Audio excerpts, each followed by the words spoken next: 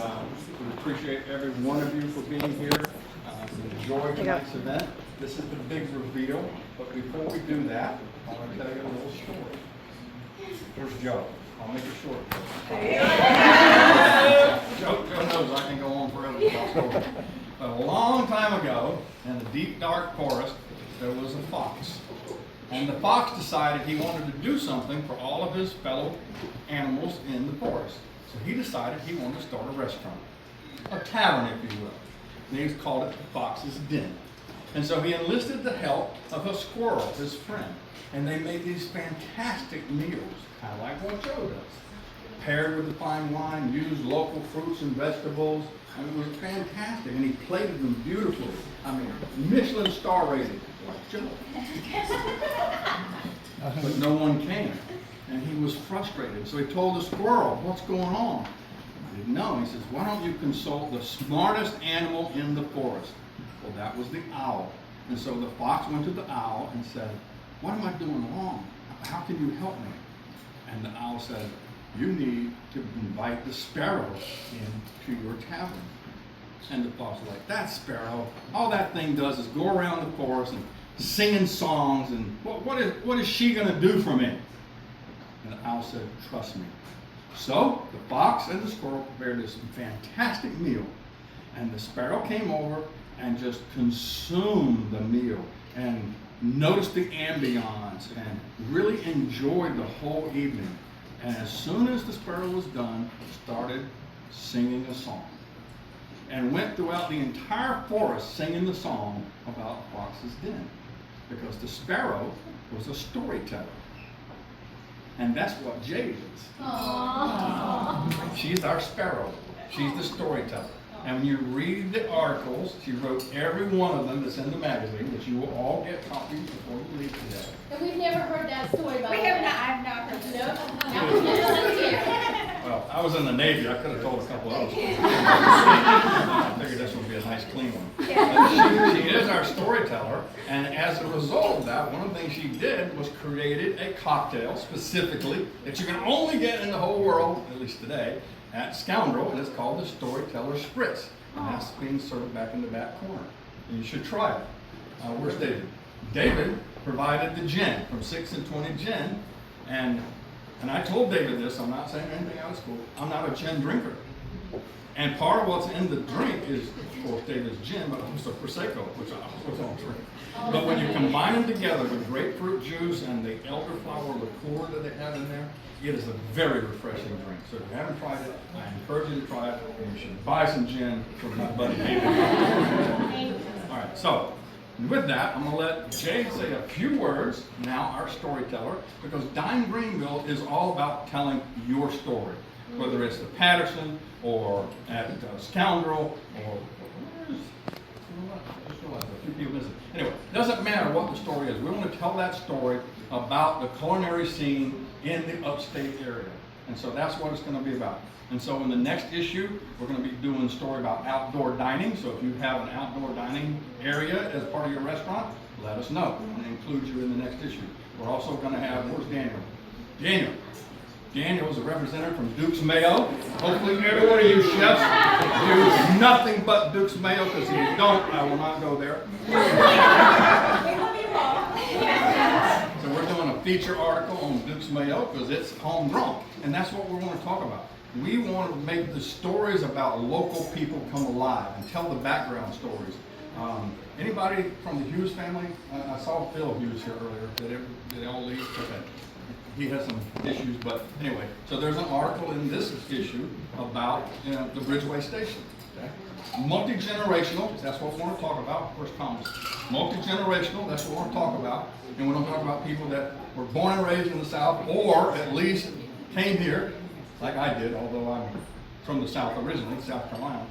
We want to talk about those stories, so that's what it's all about. So Jade, you can say a few words, and then we're going to do the big reveal, because I love the cover of our magazine. Yes, hey guys, it is so nice to meet all of you. If I haven't met you yet, please come and find me. I've been running around like crazy. So just a little backstory on myself. I was born and raised in South Carolina.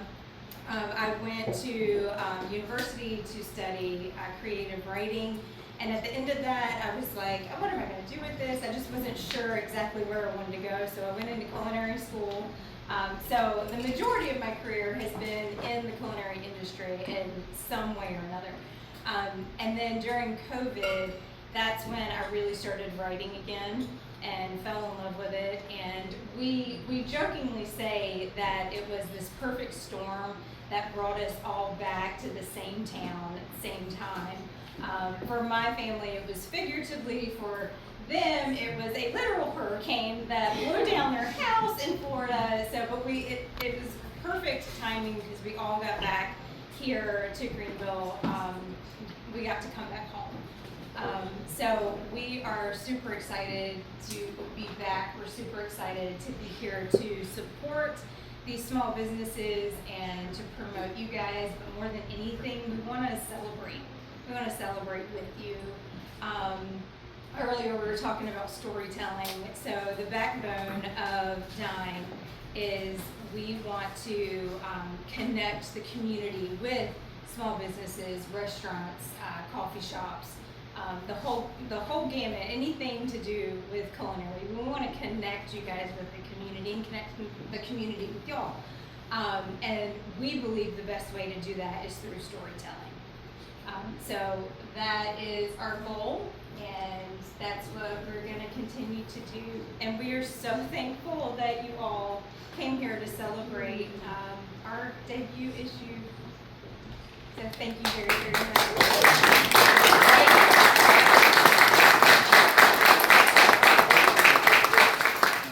Since I'm responsible for sales, I want to say one thing. We're going to print 15,000 copies for the August issue because it's going to be right before Euphoria. So you want to get your ads in early to get good spots. Yes. All right. One, Right. 2, 3. We'll do it together.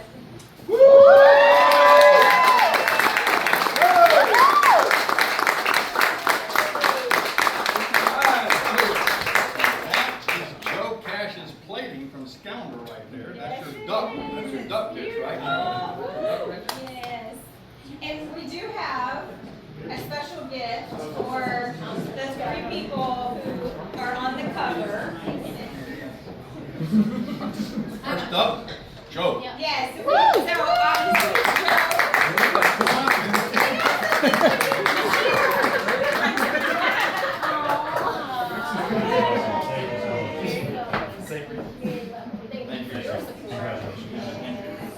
So thank you for sharing your story with us.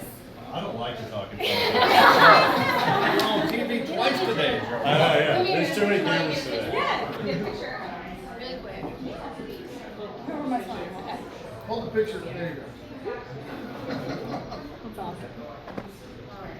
But thank you guys all for coming. This is, we met, 2 months ago for the first time at dinner.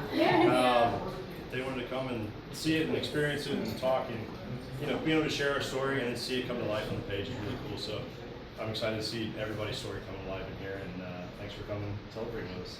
Congratulations. Thank you. We've got plenty of ink and plenty of paper. Is anybody from Martin Printing here? Oh, there you are! There you are! Ah, there it is. This is our free In keeping with the theme, Congratulations. in keeping with the theme of keeping everything local in South Carolina, I went to Martin Printing because I found out they have been in the printing business in South Carolina for 140 years. Oh, wow. Wow. And they do a fantastic job, so it fits with our whole multi-generational theme as well. Thank you for coming. Yes. You guys did an excellent job, by the way. And I will say, we are incredibly honored when anyone shares their story with us, whether that's on the plate or in a glass, or with their words, sharing their story with us. And even more so when they trust us to retell it. So it really, truly has been an honor. 100%. All right, next we have culinary encourager, Jamie Sanders.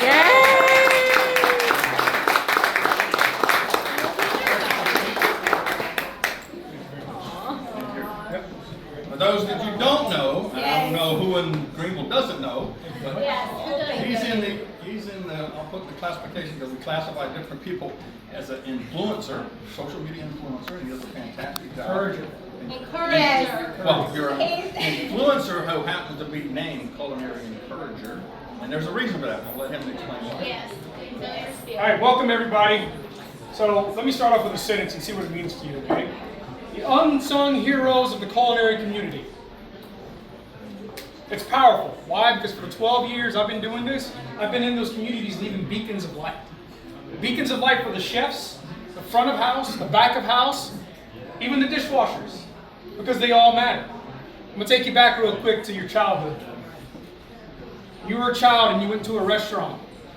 You celebrated your birthday, or your parents celebrated a wedding anniversary, or even having to come from a funeral to be together after that sad time. You were in a restaurant, you were eating food, it brought happiness, and sometimes in a gloomy situation. But you know something? Those people that were working in that restaurant, they made sure you left satisfied. They made sure you left happy. Who does that for them? Who makes them feel wanted, accepted, gratified, validated? I think DINE-Greenville is on that path. And that's why I wanted to have my story featured in this magazine. Because it's all about all of us leaving beacons of light for the culinary industry. Stuff the negativity, put it in a trash can, and be who we were created to be. A positive person that can influence a lot of other people. And encourage others to treat people like Joe, and treat people like my friend here, treat people like Thomas back there, Matt, Cindy, all of them. Treat them all with the amount of respect they deserve. Leave that beacon of light and then share it. And I'm telling you right now, the power bill's on me. I got it all taken care of. It's all paid for. Thank you, everybody. Thank you to the team. Read the story. Enjoy it. Thank you. Let's see, baby. And just so y'all know about him, some influencers get paid. He does not. He doesn't charge to be out there doing this. He does this out of love. He has a full-time job. He just does it out of the love of his heart. So I'm impressed with that.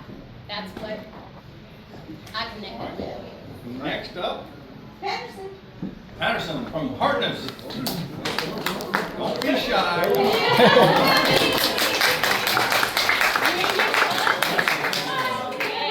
How are you? Good to see you again. You made. Thank you very much. I appreciate it. Joe, thank you for hosting this event. I really appreciate it. I really want to give special thanks to Adam, my general manager of Patterson. So he's done a great job. Everyone else, and really fortunate. And thank you very much.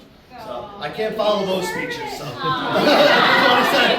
But Adam, come on in the picture. Yes. And if y'all have not eaten at Patterson, a lot of their vegetables come out of their